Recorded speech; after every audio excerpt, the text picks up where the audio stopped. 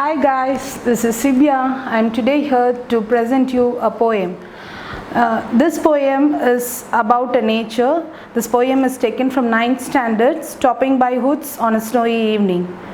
Before going to this poem was written by Robert Frost and I am going to explain this poem today. Have you ever traveled to a forest before? Yes, many children might went and may not went. But here I just want to tell the poet experience how he felt that when he was traveling to a forest. So here the poet who's written this poem, Stopping by Woods on a Snowy Evening, was Robert Frost. I'm going to tell about the author now. About the author, Robert Frost, born 26th March 1874 in San Francisco, California, United States. He died on 29th January 1963, Boston, United States. His famous poems are Road Not Taken, Mending Wall, and a poem, Stopping by Woods on a Snowy Evening.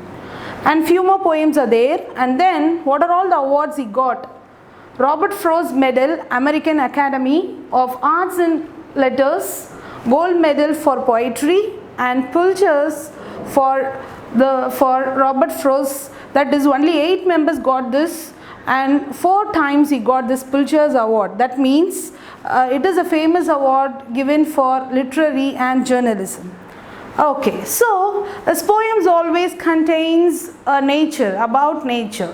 In this poem also he was going to tell about the nature, beauty of the nature. Children, I am going to sing this poem as a song. I hope you will enjoy this, and if you try, it will come for you. Try this. Whose wood these are, I think I know. It's house in the village, though he will not see me stopping here to watch his woods fill up with snow. My little horse must think it queer to stop without farmhouse near, between the woods and frozen lake, the darkest evening of the year. He gives his harshness bells a shake to ask if there is mistake. The only other sound, the sweep of easy wind down downy flake. The woods are lovely, dark and deep, but I have promises to keep, and miles to go before I sleep, and miles to go before I sleep. Dear children, I hope you all enjoy this tune, and you can try this. This is a memory poem. It will be so useful for you. So before going to this, I am going to explain this poem line by line, and it will help you to understand the poem nicely. So first, this poem is related to a nature. Okay, are you like nature? Yes, of course we all like nature, no? We admire it, we enjoy it, we used to go there, and we used to stay there in a beautiful nature place. So this poem, as I said previously, Robert Frost, his poem always contains nature. So this poem is also about nature only. Let's see the poem now.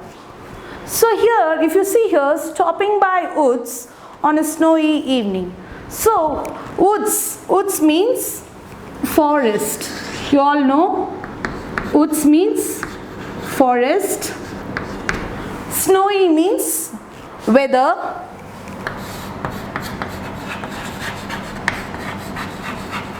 And evening means time. So evening means time. So in this title itself is going to tell about nature. 3 things, 3 elements. The first one, as I said, woods means forest. Then snowy means its weather. And then evening means time. Okay, so let's see the poem now. I'm going to explain line by line. Whose woods These are, I think, I know. I think the poet asked a question. Okay, what question it is? This woods belongs to whom? As he said, woods is nothing but forest. I think I know. That is, he is guessing that he knows the answer itself. He is asking the question, the woods belongs to whom?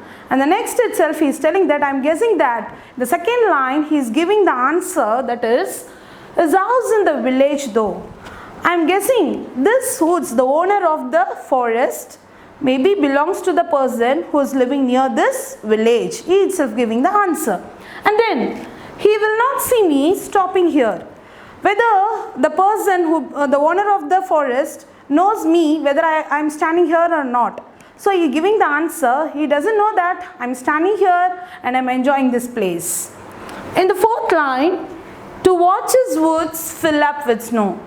While I am seeing the forest, that is, the trees are completely covered with snow. What a beautiful nature, no? When you just, have you ever seen this before? Might be visually you have been seen, or you have been seen in any television channels like this, to watch the woods is fully covered with snow and he is enjoying that place. Okay, and the next, in the second stanza, he is not going alone, he is going with his horse. That's why in the second stanza, first line is written that my little horse must think it queer. Queer means it's nothing but strange. Queer is nothing but strange. So my horse was thinking, I'm just standing in a strange place, unknown place, to stop without a farmhouse near. So here again, in the horse, that is, the horse is asking three questions. So why my master is standing in a strange place? And another question is why he is standing in between the forest? Because there is no farmhouse. Usually in olden days, when they are traveling somewhere, when they have to go for some places, they'll be going in a cart or a horse. So while they're going like that, they used to take rest in a farmhouse, both the person and the animal. So like this, when the horse is looking here and there, he couldn't find anything. Nothing was there, no farmhouse there. So it was a strange place. The horse was thinking in his mind that why my master is standing in a strange place? Because there is no farmhouse. And the next thing, what is the location of the poet? Actually, between the woods and the frozen lake. Okay, between the woods, if you see here, I just showing this a model for you. This is a woods. It is completely covered with snow, and there is a lake, and it is also complete with, it was frozen. In between the woods and the frozen lake, the poet was standing and admiring the nature.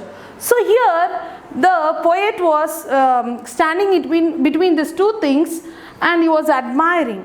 And the darkest evening of the year, that means no moonlight. The darkest evening means no moonlight. There was no moonlight, so the poet thought that that particular night is the darkest evening of the year. As he said, there was no moonlight. That's why the poet thought like this, that was the darkest evening of the year. So I hope you understand the second stanza. Next, in the third stanza, he gives, as he said in the second stanza, the horse was thinking it was a strange place. Now he is just giving a signal, alerting the master that he gives his harshness bells a shake. That means harshness is nothing but a strap attached to the body of the horse, and one of the ends will be attached to the cart. So the master or the person, one who is riding on it, he will be holding that one, and he will be he will be carried through that strap only. So here strap is nothing but a leather made belt like this. It will be hanged on the body of the horse. Okay, so on the neck of the horse, a bell will be hanged. So that when the master, the horse was shaking his head just to tell the signal. He was communicating. It was communicating to the master, are you standing in a strange place? Why am I doing any mistake? So it's just giving a signal to the master, are you standing in a right place, like this. And then to ask if there is some mistake. Is anything went wrong? Like this. Who is asking? The horse is shaking his head and making the master to alert that, you did any mistake, or otherwise I did any mistake. Why you are standing here like this? The horse is shaking his head and asking to this and showing a signal to the master. And the only other sound, the sweep. That means blowing. Sweep is nothing but blowing. Blowing of easy wind and downy flake. Flake is nothing but a small pieces.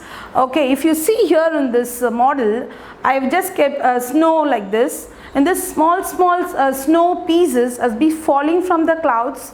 Okay, only the sound of the wind and the easy wind and the wind sound, blowing sound, and the snow which was falling from the clouds, a small pieces has been resting on the trees, that is forest, that is on the trees of the forest. And then in the last stanza, the poet is trying to say, the woods are lovely, dark and deep. The woods look so beautiful. It was amazing. Okay, and then it was so dark and it was deep. It was so lovely. But I have, who have? The poet has some promises. I have some promises. I can't stay here for a long time. I have to go back to my place. I like this place. I love this place. I'm admiring this place and I'm enjoying this place. But no other way. I have to go back to my place because I had some promises.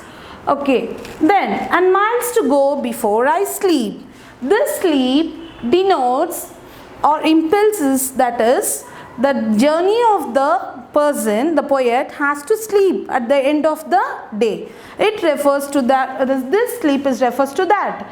But, and miles to go before I sleep. This sleep is last sleep, that is eternal sleep, or we call them as a last deathbed. So here in his life, he has to come across lot of things, lot of duties and responsibilities, and he can't stay there for a long time because I have to go a lot of journeys like this, and I have to fulfill my promises, commitments and responsibilities in my life before my last sleep. So that is the thing it is given here. That is the difference between sleep and this sleep and this sleep.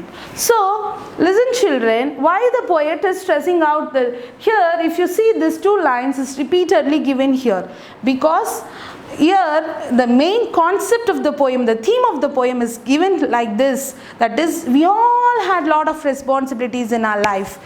As being a small children, you used to enjoy the might be watching television or using mobile for a long time, but you used to forget the responsibility which you have.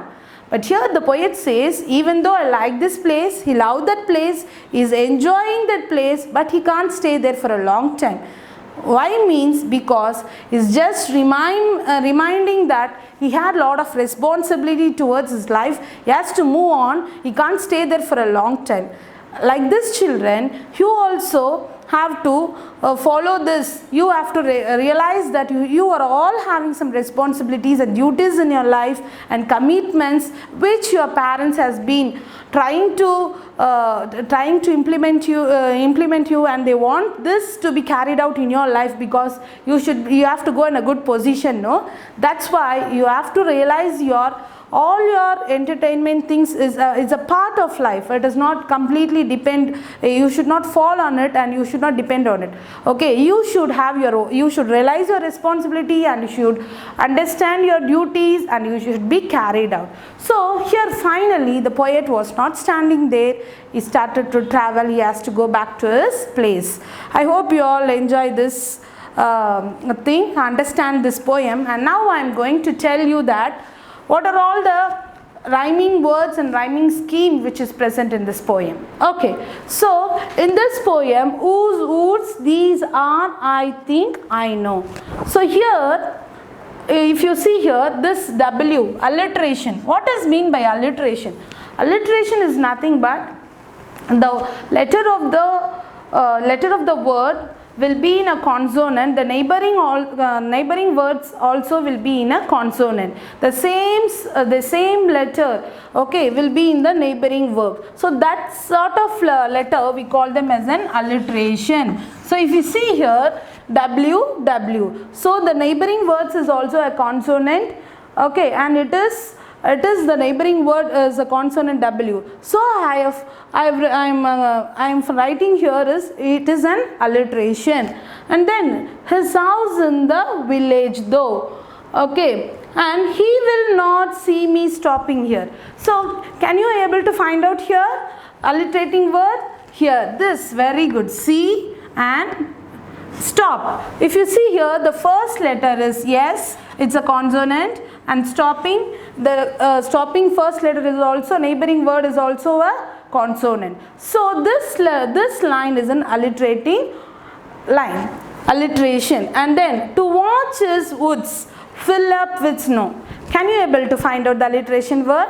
Yes, W, here W, watch, woods. Okay, so the first letter is W and here the woods' first letter is W. So it is an alliteration. And then my little horse, if you see here, my little horse must think it queer. So this is not an alliteration word, but here can you able to find out? It is a personification. So here the horse is thinking that like a human. Do you know what is the meaning for personification? Personification is nothing but an inanimate thing will be compared to an animate things. A non-living things will be compared to an living thing. So here the horse, because only 5 cents the horse will be having, a man will be having 6 cents. But here the poet is written, my little horse think. Okay, so that's why it is personification. And then he gives his harshness bells a shake. So this line is also a personification, to ask if there is any mistake. A human will know that whether he does any mistake or he doesn't do any mistake. Like this, here an animal is asking the master, am I did any mistake, like this. So here this sentence is also a personification. Then I am going to tell about the rhyming words of this poem. Okay, so rhyming words, you all know the sound of the word will be the same. The sound of the word will be the same. Let's see the rhyming words here. Here, if you see here, snow though her. Sorry, snow though no. So these three words are the rhyming words. No, though, snow.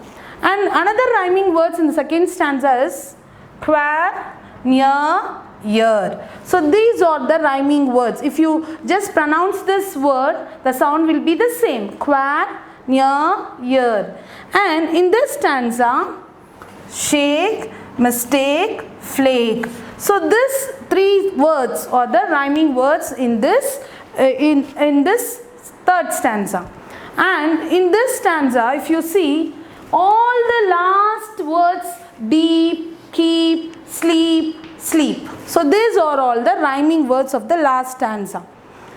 Okay, and now I am going to say about the rhyming scheme. In the first stanza, first the sound of the word, last word, a, and this sound is here, that is different, b, and snow, a. Then in the second stanza, queer, the same sound, b, and near, b, lake, c, here, b, shake, c, and mistake, c, sweep, d, flake, c. And the last stanza, all the last words are same. The sound of the last words are same. That's why I have written D, D, D. So these are all the rhyming schemes which is present in this poem. Dear children, I hope you all enjoy this poem and I hope you all understand this poem nicely. And now you will just realize your responsibilities and duties and you won't stuck on in anything, and I hope you all follow and remember all your responsibilities which you are having. And one thing I want to tell you is this poem was written and kept on the desk of one Prime Minister. Do you know who? That is none other than Jawaharlal Nehru. He likes this poem and he has written the last 2 lines of this poem in a block letters, and he kept on his desk. That is, he just whenever he is seeing that block letters, these 2 lines, he used to remind his responsibilities. So same like that, dear children, you should remember that, and you should always feel that you are having a lot of duties and responsibility in your life. You have to fulfill in your life. And I hope you all understand this poem. Thank you for watching.